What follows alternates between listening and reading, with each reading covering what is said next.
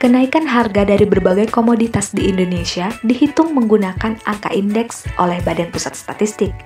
Angka indeks sendiri merupakan suatu angka relatif yang dinyatakan dalam persentase, dan biasanya untuk kesederhanaannya, lambang persentase akan dihilangkan.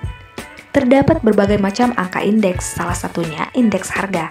Indeks harga merupakan angka yang digunakan untuk memperlihatkan perubahan harga satu atau berbagai jenis komoditas dalam waktu dan tempat yang sama maupun berlainan.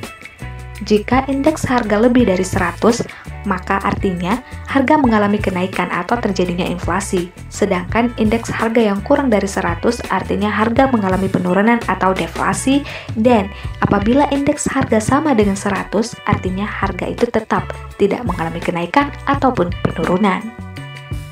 Seperti contoh, bila harga barang tahun 2020 sebesar 8.000 per kilogram, kemudian pada tahun 2021 naik menjadi 10.000 per kilogram, maka indeks harga barang tersebut di tahun 2021 dapat dihitung dengan cara membagi harga tahun yang akan dihitung indeksnya, yaitu 2021 dengan harga dasar di tahun 2020, dan kemudian dikalikan 100, sehingga angka indeks yang diperoleh adalah 125. Jadi, harga barang di tahun 2021 mengalami kenaikan sebesar 25%. Dalam kegiatan ekonomi suatu negara, indeks harga dibagi lagi menjadi beberapa macam, seperti indeks harga konsumen, yaitu indeks harga yang digunakan untuk menggambarkan pergerakan harga yang terjadi pada harga eceran barang dan jasa yang diminta konsumen dari waktu ke waktu.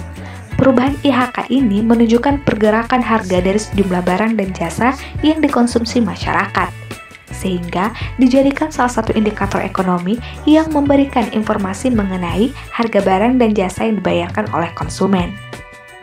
Yang kedua yaitu indeks harga produsen, di mana menggambarkan tingkat perubahan harga di tingkat produsen.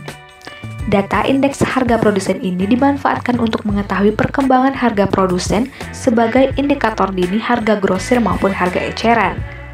Dalam perhitungannya, indeks harga produsen ini dikelompokkan lagi menjadi berbagai sektor seperti pertanian, pertambangan dan penggalian, dan industri pengolahan.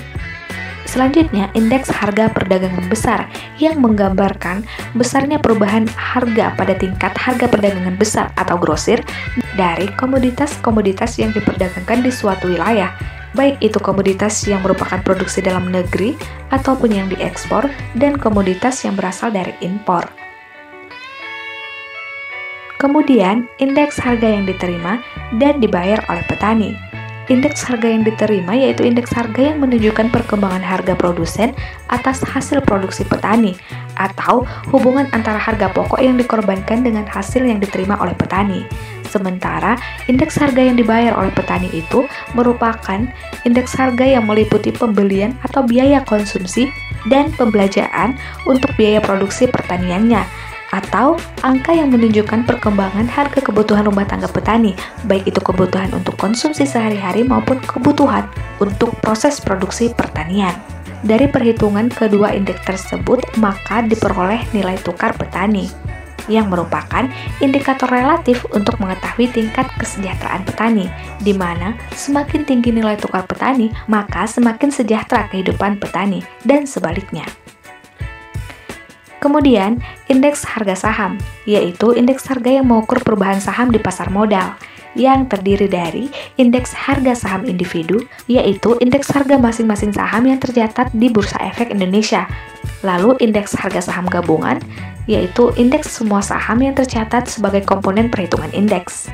Dalam ekonomi, penyusunan indeks harga itu bertujuan sebagai petunjuk atau barometer dari kondisi ekonomi secara umum, juga sebagai pedoman untuk kebijakan dan administrasi perusahaan, dan sebagai deflator, maksudnya bahwa pengaruh perubahan harga dapat dihilangkan dengan cara membagi nilai tertentu dengan indeks harga yang sesuai.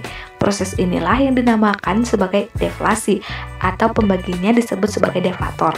Kemudian, penyusunan indeks harga juga bertujuan sebagai pedoman untuk pembelian barang-barang, karena dapat dibandingkan dengan indeks harga eceran atau indeks harga grosir yang diukur melalui efisiensi pembelian barang-barang yang bersangkutan.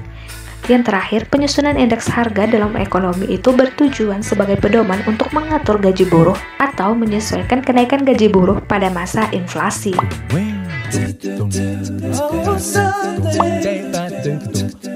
Oh,